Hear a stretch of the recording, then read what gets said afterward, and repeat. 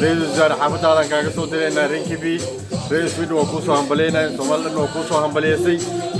غوشي هرمارك ay ka gaartay maanta siyaasadda Soomaaliyeed ugu horeyntii waxaan ku horeynaa Cali Cadde isalo ma santahay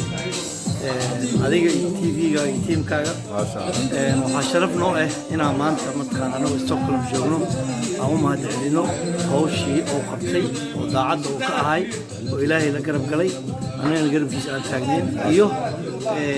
madaxweynayaashii iyo dadkii dhammaay mas'uuliyiinta ahay hawsha ay qabteen salo waa maanta ma sha Allah cadaalad ku hambalyeeyo ma sha Allah ay nagay waraale ma sha Allah قبله وسلام هنا للوزارة أول شيء عن منطقة وتي لأن القرى قلم قال أنا ولا أقول عيني يسوي هذا أقول فتحين أقول عيني ما شاء الله وبدل الله كريم والديوان سا ذلك عدد الشيء إلى قرى قلم سيدا استكورة سنة إلى كبرية ما شاء الله السلام عليكم ما شاء الله مسك وضع لنا waxaan meeshan hambalyo uga dirayaa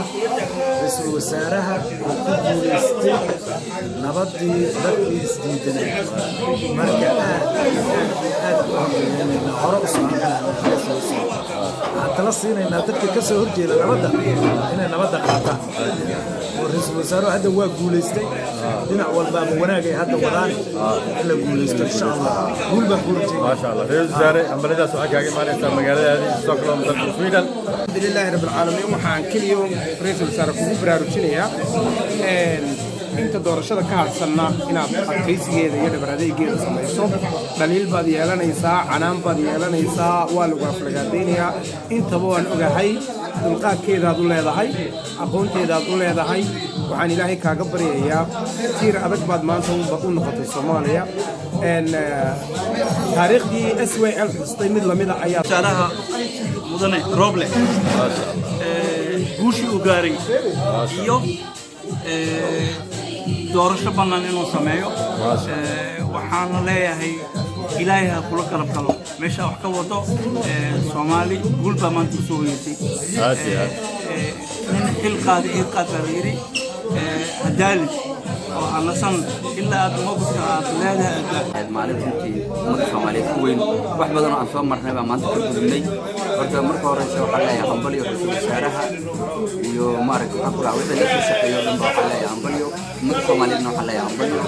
waana u ducaynaynaa shaqada uu qabtay waxaan nahay dhalinyarada Soomaaliyeed ee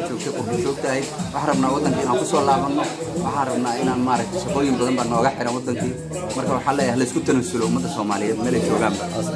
aad ugu hambalyeynayna maadaama uu ka soo jeedo gobolkan uu deganaa xaafadiisii baan joognaa ايوه ما صدق gabagoobi rabto milkiilaha Damal Cafe ayaan dhex joognaa oo mar walba Soomaali u shaqeeyo sababtoo ah xagana munaasabadaha ku qabsanaa munaasabadan Kalsan TV hadda halka ay ku qabatay maanta Damal Cafe oo gabaad xilina mudane laba soo waa isdhawahay waxaan maanta aad ugu mataqaanaa ugu dabaaldegaynaa walaalkeena محمد حسين روبلي رئيس الوزراء الصومالية hawshu qabtay wanaagga iyo dadnimada iyo midna islaamka ay ku soo dhamaatay midna shirkii hor socodka Soomaaliya waa soo dhaweynayna in kasta wanaag sameeya xakar buu ku leeyahay